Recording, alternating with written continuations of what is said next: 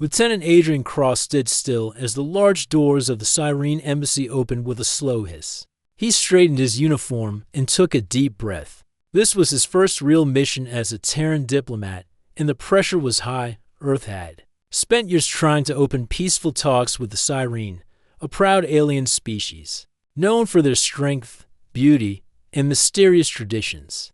The embassy was located on the Harmony Station, a neutral space platform floating between Terran and Cyrene territory. The walls inside shimmered with silver tones, and the air had a soft floral scent. Cyrene design was beautiful. Just like everything else about them, Adrian walked in and saw her. She was standing at the center of the hall, tall, graceful, and alien in the most fascinating way. Her skin was a soft pearl gray, smooth and glowing. Gently under the lights, her long white hair flowed down her back like silk. Her eyes were violet and sharp, watching him closely. This was Vela, the Cyrene envoy. Adrian had read about the Cyrene in his mission files. They valued honor, strength, and emotional control. They were peaceful, but only when treated with deep respect. Their society had many customs that humans did not fully understand. Still, Adrian believed in kindness, and he believed in speaking from the heart. He stepped forward, placed his hand over his chest, the Terran diplomatic greeting, and smiled. "Hello, Envoy Vela," he said. "It's an honor to meet you." Vela tilted her head slightly. "And you, Lieutenant Cross, your presence is welcome." Her voice was soft but confident. She walked forward. Standing close, Adrian noticed a group of Cyrene nobles watching from the upper balcony. This meeting was not private, and that made it even more delicate. They began to speak about their mission, peace, shared science, language exchange, and trade. Everything was going well. Then, it happened as Vela turned to show him a crystal sculpture made by her people. Adrian smiled without thinking and said, "You're cute." Just those two simple words. Vela froze. Adrian blinked. "What?" he asked. "Did I say something wrong?" Vela's violet eyes widened, and a slight color rose to her cheeks. A light silver blue blush. She stared at him for a long moment, then nodded once, slowly. "You have made your choice," she said quietly. Then she turned and walked away. Adrian stood there, confused. The other Cyrene in the hall started whispering to one another. One even dropped a glass dot back on his ship, the TSS Pathfinder. Adrian paced inside his quarters while his translator AI, named Cora, ran a language review. "Cora," Adrian asked, "what did I just do?" The AI's voice replied calmly, "Reviewing Cyrene dialect. Phrase you're cute has multiple interpretations in Cyrene culture." "Like what?" "In formal settings, directed toward an unbonded female. It is equal to a public declaration of romantic interest." Adrian's eyes widened. "That's not what I meant. I was just being nice." Cora paused. "Further review. In certain dialects of the High Cyrene court, the phrase is also part of the traditional first calling." Adrian stopped pacing. "First calling?" "It is the Cyrene term for proposing courtship, based on your words and setting." Vela likely interpreted it as such. Adrian dropped into his chair. "Oh no." Later that evening, Captain Ramirez called him to the bridge. "Adrian," she said, looking more amused than angry, "did you accidentally propose to the Cyrene ambassador?" He rubbed his forehead. "I might have," she chuckled. "Well, kid, the Cyrene just sent a message. Vela is on her way to our ship, alone. She says she's accepting your first calling. You'd better figure this out before you start a war or get married." Adrian groaned. This wasn't in the training manual. The next morning, the docking bay doors opened, and Vela stepped into the Terran ship. Adrian was waiting with Captain Ramirez, a few diplomats, and a medical officer.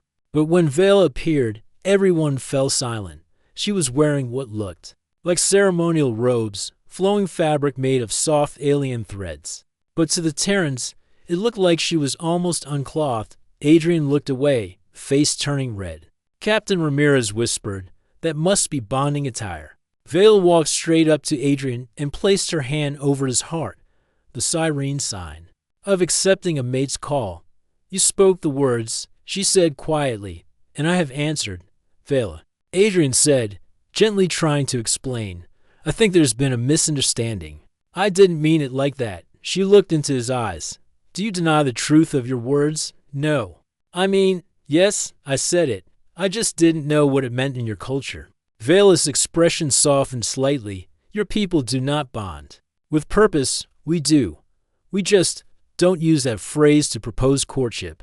It's more like a friendly compliment.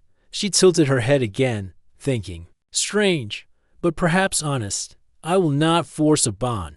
But now the court watches us. Adrian Cross. They will believe the call has begun. Adrian nodded slowly. Then we'll have to figure this out, together. Vela gave a small smile. That is acceptable. Over the next few days, Vela remained aboard the Pathfinder. She wore more Terran-style robes, though she still kept some Cyrene symbols around her waist and arms. Adrian gave her a full tour of the ship. She was fascinated by human food, music, and humor. She especially loved watching Terran birds and holograms. Saying they reminded her of her homeworld's sky creatures. They began to talk more, not as diplomats, but as people. Vela explained her world's traditions, the ancient warrior code of her people, and the meaning of emotional honesty. Adrian told her about Earth, his family, and how he had once wanted to be a starship pilot before becoming a diplomat. One night, as they sat in the viewing bay watching a distant nebula, Vela spoke softly. Your words confused me, Adrian Cross. But they were kind. No Cyrene male would ever speak so openly. That's just how we humans are. He replied, sometimes a little awkward, but usually sincere. She looked at him for a moment, then smiled again. I'm starting to like that, Adrian smiled back, though part of him still wondered what he had gotten himself into, because something told him this was only the beginning. Lieutenant Adrian Cross was trying his best not to panic. Vaela, the tall and graceful Cyrene envoy, had now made herself completely at home aboard the Terran ship TSS Pathfinder. The crew whispered when she walked by. She wore long flowing robes that shimmered like moonlight, but they were still not what humans considered proper clothing. Still, nobody dared say anything. She was not only a guest, she was part of a possible interspecies alliance. Adrian had spent most of the last 3 days trying to explain that he didn't mean to propose to her. But Cyrene customs were old and deeply rooted. Vela had accepted his calling, and many of her people already believed they were in the middle of a bonding ritual. And worst of all, she seemed perfectly fine with it. Captain Ramirez called Adrian into her office early in the morning. She looked serious, but not angry. Adrian, she said, I've spoken with the Cyrene matriarch directly. She said Vela has full permission to stay on the Pathfinder and complete the bonding process, unless you formally reject it. Adrian blinked. So I can just say no. Ramirez shook her head. No, not exactly. You have to go through a breaking ritual if you want to stop it, and that could insult the entire Cyrene court. We might lose the peace talks, Adrian sighed. So I either break a treaty or accidentally get married. Ramirez smiled gently. You're a diplomat. Find a third option. That afternoon, Vela invited Adrian to join her in the garden dome, a peaceful place filled with real trees and synthetic grass. It was where crew members went to relax and breathe fresh air. Vela was waiting under a wide-leaved tree. Sunlight from the glass ceiling touched her hair, making it glow silver. She looked up as he approached. You came, she said. Adrian sat down on the bench beside her. Of course. I didn't want to miss anything. Confusing. Vela gave a small laugh, the first time Adrian had heard her laugh. It was quiet but soft, like wind through glass. I understand now, she said, that humans use words differently, but the bond is not about language alone. Then what is it about? Adrian asked. She looked into his eyes, serious again. Connection, respect, trust. These things cannot be faked. If they grow, then the bond is real. Adrian nodded slowly. So, we're not actually married yet? No, not yet, she replied. We are in the trial phase. You may still choose. He let out a quiet breath. That's good to know. Later that evening, Vela invited Adrian to a special room she had arranged on the ship. It had been changed into a Cyrene-style bonding Space, soft lights, silk cushions, and a round table made of smooth stone. Everything was clean. Calming and quiet, Adrian sat across from her, unsure of what was coming next. "We will begin the first harmony ritual," Vela explained. "You must know my mind, and I must know yours." Adrian raised an eyebrow. "Wait, are we reading each other's thoughts?" "No," she said, "not thoughts, emotions." She placed a small glowing orb between them. "This is a heart stone. It opens a bridge between feelings." Adrian hesitated, but then placed his hand on the orb. Vela did the same. A soft pulse spread from it, warm and gentle, not painful at all. And suddenly, Adrian felt something. It wasn't a voice or words. It was more like standing in the middle of a soft rain of memories. He felt her loneliness, growing up in a strong, proud family where she was always the quiet one. He felt her curiosity, the first time she saw a Terran shuttle, shining against the stars. And then, he felt something that surprised him. The warmth she felt the moment he had called her cute. To her, that word had not been silly or casual. It had felt honest, pure. A sign that maybe, just maybe, someone saw her not as a warrior, not as a tool of peace, but as a person. The connection faded gently. Adrian blinked, slowly letting go of the orb. Vale looked at him. "You understand now?" "I do," he said softly. "I ask nothing more than truth," she said. "We may stop here, and I will return to my ship. There is no shame in walking separate paths." Adrian thought for a moment. "I don't want you to leave," he said.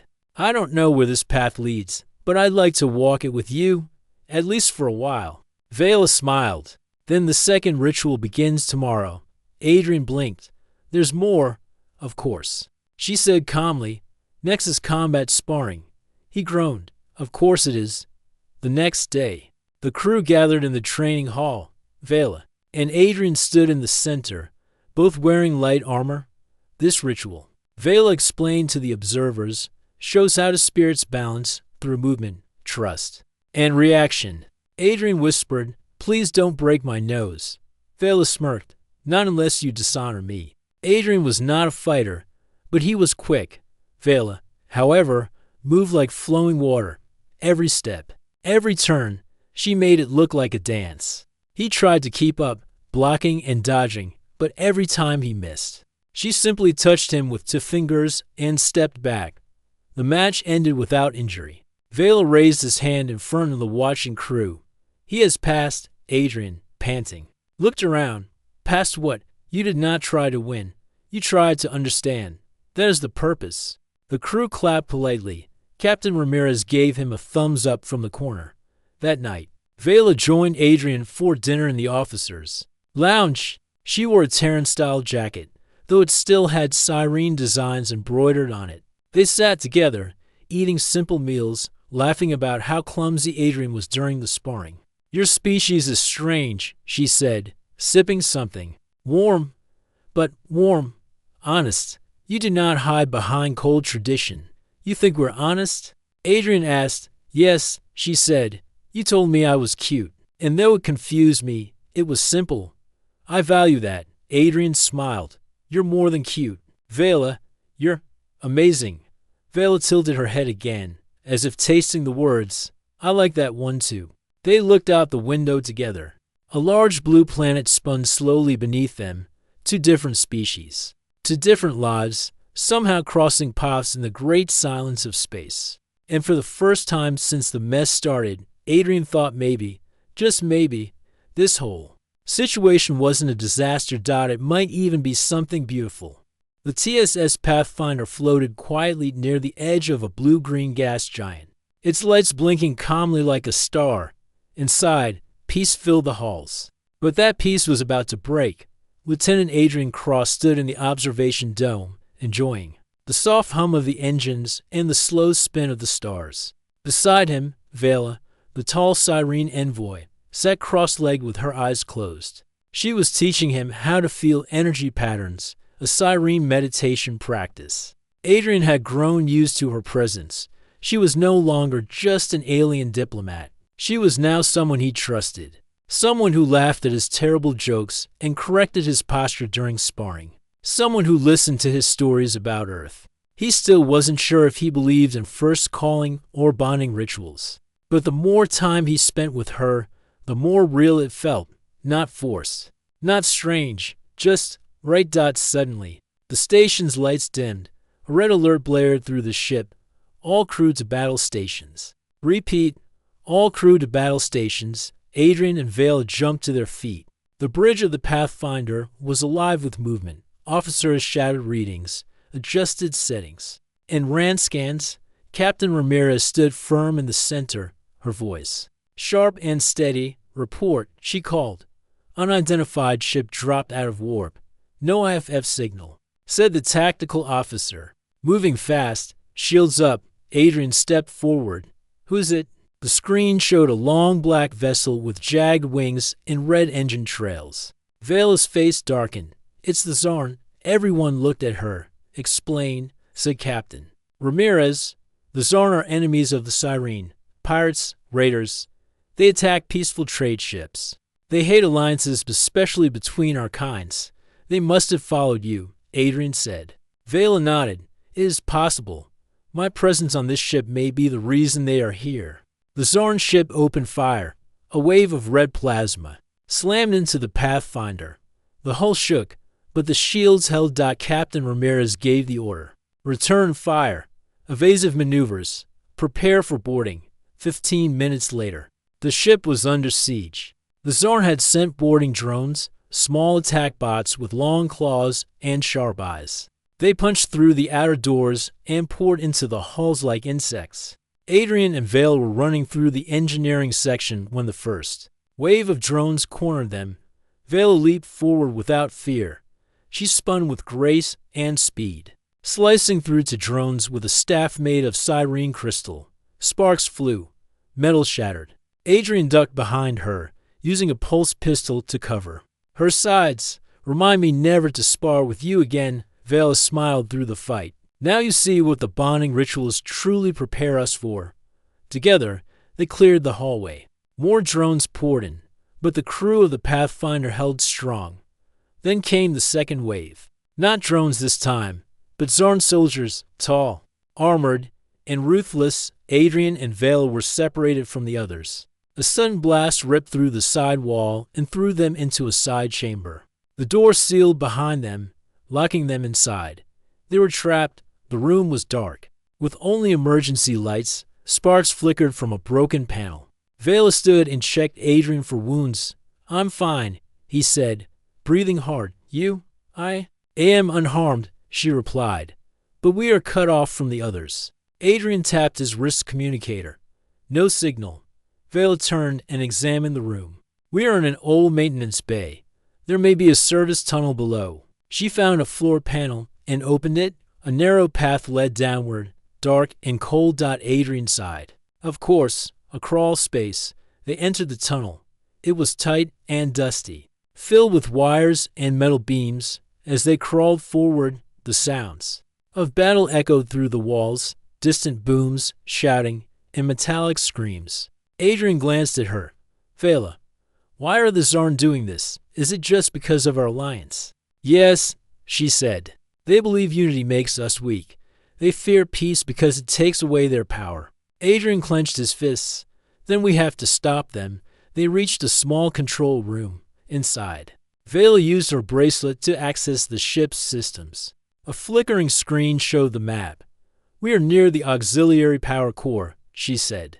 If we reset the system, it will send a shockwave that disables nearby attackers. Adrian smiled. Smart thinking. She looked at him. This is the part of the bond where we protect each other, even in danger. You mean this is still part of the ritual? She gave a small nod. Yes, the rite of fire. It is the final test. Adrian laughed softly. Your culture is wild, Vela. She gave a quiet smile. And yet, you are still here. They moved quickly. The auxiliary power room was guarded by Tazarn warriors. Adrian and Vela used teamwork. He threw a smoke bomb from a utility locker, and she dropped from above using a sealing pipe. It was fast, clean, silent. Inside, Adrian accessed the control panel while Vela held off more drones at the door. Almost there. He shouted, "Just 30 more seconds. I will hold them," she replied. He worked quickly, pressing buttons and overriding locks. Sparks flew as the panel heated up behind him. Vela fought with power and grace. Her silver hair whipped through the air. Her arms moved like water. She didn't look angry. She looked focused, strong, unshaken. With one final press, Adrian activated the overload. A bright blue pulse shot through the floor, racing across the ship. Drones sparked and fell. Zarn soldiers staggered. Energy fields collapsed. Vale fell to one knee. Breathing hard, Adrian rushed to her. "Are you okay?" "Yes," she said, smiling weakly. "You did it?" "No. We did it." The crew regained control within the hour. The Zarn ship retreated after heavy losses. The Pathfinder was damaged but safe. Captain Ramirez stood on the bridge, looking at Adrian and Vale with pride. "You to save the ship," she said. "And maybe this alliance." Adrian looked at Vela. She nodded gently. "The bond is stronger." Now, later, in the quiet of the garden dome, Adrian and Vela sat together once again. "I think I understand your people a little better now," Adrian said. "You don't just bond with words. You bond through action." "Yes," she said, "through battle. Through trust, through danger." He looked at her with a soft smile. "Then I think we've passed the test." Vela took his hand gently. "It is not a test anymore." Adrian crossed. "It is a choice." Adrian's heart beat faster. And in that quiet space, under the stars, he knew what he wanted. Peace returned to the TSS Pathfinder. But it was not the same peace as before. The ship was damaged, and repairs were underway. Engineers worked day and night fixing the walls, restoring power lines, and sealing broken sections. But it wasn't just the ship that had changed. Something had shifted between Lieutenant Adrian Cross and Vela, the Cyrene envoy, who now felt like more than just an alien guest. They had fought side by side during the Zarn attack. They had trusted each other. In danger, they had spoken with honesty, shared fears, and made decisions together. And now, something new was beginning. It was time for the final Cyrene ceremony, the warrior bond. Vela stood in the main hall of the Pathfinder, which had been transformed for the occasion. Soft golden cloth hung from the walls. Blue crystals glowed gently on the ceiling, placed carefully by her own hands. The crew watched quietly from the edges of the room, respectful and curious. Adrian stood opposite her. He wore simple white robes with a silver sash, the official color of unity in Cyrene culture. His heart was beating fast, but he stayed calm. Captain Ramirez stood nearby. She nodded at Adrian. "Good luck," she whispered. Vale raised her right hand. "I call to the one who stood beside me in fire, in silence, and in choice. I ask him, does he step forward not as stranger, not as guest, but as equal?" Adrian took a deep breath. "I do." Vela stepped closer. She reached out and touched his shoulder gently. "The warrior bond is not forced," she said softly. "It cannot be broken by time or space. It is not only a promise, it is a path walked together." Adrian met her gaze. "Then I walk it with you." The crystals above changed color, now glowing a soft violet, the Cyrene color of truth. After the ceremony, the crew clapped politely. Some smiled, others watched in amazement. No one had ever seen anything like this, not on a Terran ship. Adrian and Vela sat alone in the quiet dome afterward, looking out at the stars. The bonding didn't feel strange to him anymore. It didn't feel like a mistake. "I was scared at first," Adrian admitted. "I didn't know what I was doing. I thought I'd insulted you." Vela smiled. "And now," he said. "I'm glad I said it." She tilted her head. "Said what?" He chuckled. "You're cute." Vela laughed gently, a real laugh this time, and leaned her shoulder against his.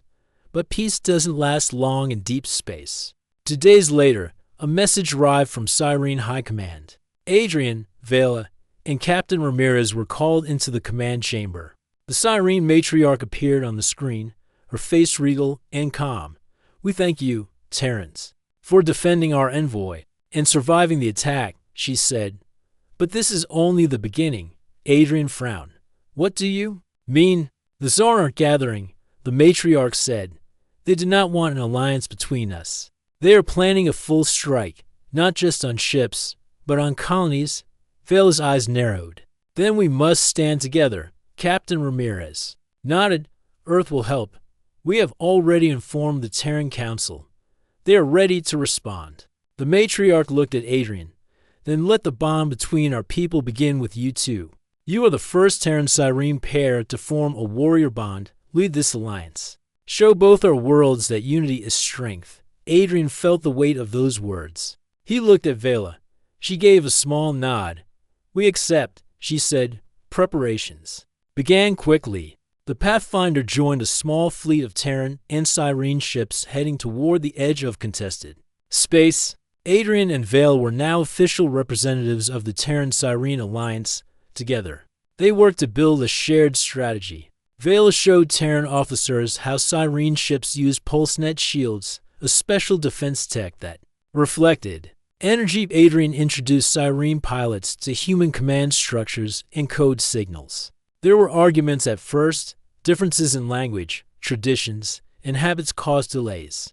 But Adrian and Vale were always in the center, calming both sides, helping each crew understand the other. This is your true skill, Vale told him one night. Not battle, not logic, connection. Adrian smiled. You're not so bad at it yourself. She touched his wrist gently. We are stronger because we are different. The battle came 3 days later. The Zarn fleet attacked a mining station near the Cyrene border. It was a trap. They wanted to draw the alliance and crush them all at once. But Adrian and Vale were ready. On the bridge of the Pathfinder, Captain Ramirez gave orders while holographic screens showed enemy positions. Adrian stood next to her, watching carefully. Send the pulsenet signal to all Cyrene ships. He said, tell them to rotate shields every 8 seconds. That'll confuse the Zarn targeting systems. Vela spoke into the comms. All Terran ships, shift formation Beta 4. Focus fire on their main energy lines. The two fleets moved together. Not perfect, not flawless, but united. The Zarn did not expect such coordination. Their ships were strong but scattered. The Alliance fleet worked like a living wave, covering each other's weaknesses, combining firepower, protecting their own. When the Zarn flagship turned to escape, Vale gave the final command, target. Engines, no more running. One last blast hit the Zarn ship. It exploded in silence, lights spinning through the stars. Cheers filled the bridge. After the battle, there was quiet once again. Adrian and Vale stood alone in the viewing dome. The stars looked peaceful now, like they had witnessed the fight, and returned to stillness. We did it, Adrian said softly. Vale nodded. Together. He looked at her with gratitude and something deeper, something that had grown since the moment. He called her cute. Do you think the bond would have happened even without the mistake? He asked. Vale smiled. Perhaps, but that one word opened the path. It showed me you were different. I'm glad I said it then.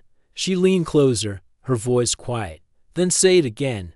He laughed, then whispered, You're cute. Vela smiled, closed her eyes, and rested her forehead gently against his dot in the great silence of space. Two hearts from different stars had found each other. The war was over, but the work had just begun. The Terran Cyrene fleet had returned to safe space after defeating the Zarn forces. The battle near the mining colony had proved one thing to the galaxy. Humans and Cyrene could stand together. Now, peace talks had started between both civilizations. New treaties were written, new trade paths opened. The dream of unity, once uncertain, had become a real path forward, and at the center of it all stood Lieutenant Adrian Cross and Vela, the first bonded pair between Earth and Cyrene. Adrian stood in front of a large window aboard the TSS Pathfinder, looking out at the shining rings of a nearby planet. Earth's moon was visible in the distance. Home was near. His hands were behind his back. His eyes were calm, but his heart felt full. The last few weeks had changed his life.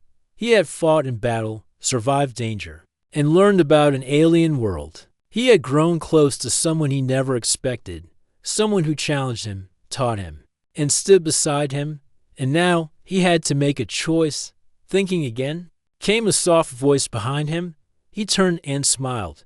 Vela stood at the door, wearing a blend of Terran and Cyrene robes. Her hair was tied back. She looked peaceful, confident. Always thinking, Adrian said. Vela walked closer. We leave for the Alliance Summit in 1 hour. The shuttle is ready. I know, he said. It's just strange, going back to Earth after everything. She nodded. Do you not want to return? I do, Adrian said. But part of me wonders if I'll feel like a stranger. You will not be alone, she said simply. The Alliance Summit was held in New Geneva, a bright city floating above the Earth in Earth's orbit, half station, half city. Delegates from Earth, Cyrene, and other friendly species filled the glass halls, speaking in many languages. Adrian and Vale arrived together, walking side by side down the red-carpeted hall. Cameras flashed, diplomats applauded, news reporters spoke fast into floating drones. They're calling us the bond that ended the war, Adrian whispered. Vale gave a small smile. A strange title, but I suppose not wrong. Inside the main hall, they took their seats near the front. The Terran president, a tall woman with gray hair and a sharp voice, stood at the center podium. Beside her was the Cyrene matriarch, wrapped in shimmering cloth. We are not only here to sign papers, the president said. We are here to promise something greater, that we will face the stars not as enemies, but as allies, the matriarch continued, and it is because of two young hearts, to voices from different worlds, that we now take this step forward. Let their bond be our example. Double quotes. Adrian shifted in his seat, feeling everyone's eyes. Vale leaned close and whispered, I hope you don't blush in public. He laughed softly. No promises. After the summit, Adrian and Vale walked through a garden outside the hall. The sky above them was full of stars, soft lights blinking through the clear dome. The garden was quiet. Only the wind moved, Adrian said. A few months ago I was just a junior diplomat. Now people call me a hero. Does that make you uncomfortable? Vela asked. A little. I didn't plan any of this. I just told you were cute. She smiled. A powerful word. Adrian looked at her. What happens next for us? Vela stopped walking. The bond is real, but the path forward is your choice. I've been offered a new role. He said, Earth wants me to join the Council of Interworld Affairs. It means staying on Earth. Meetings, papers, speeches, and no space travel. Vela asked. Not much, Adrian said. But there's also another offer, she raised an eyebrow. Oh, Cyrene High Command wants me to become the permanent ambassador to your world. I'd live on your home planet, learn your ways, help build our future together. Vela looked at him closely. What do you want? Adrian was quiet for a moment. I want both. He said, I want Earth and Cyrene. I want to help both sides grow, but more than anything, I want to be where you are. Vale's eyes softened. Then we will go together. 1 month later, Adrian stood once again in a new place, the high mountains of Cyrene Prime. The sky was deep blue, with two suns low in the sky. Strange birds flew in the distance, and tall glass trees shimmered in the wind. The capital city of the Cyrene was a beautiful mix of nature and technology.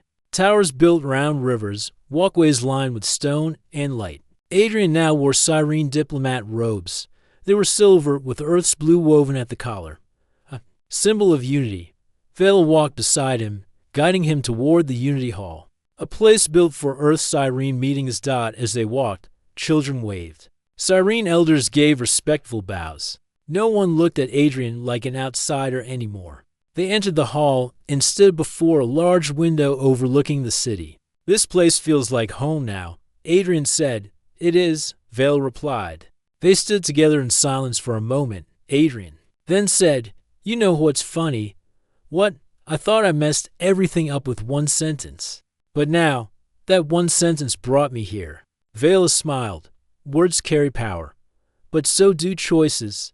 He looked at her and said once more, just as he did the very first day, You're cute. She laughed gently, took his hand, and whispered back, And you are mine. Together, they looked out into the stars, to people from two worlds, forever bonded not by accident, but by choice.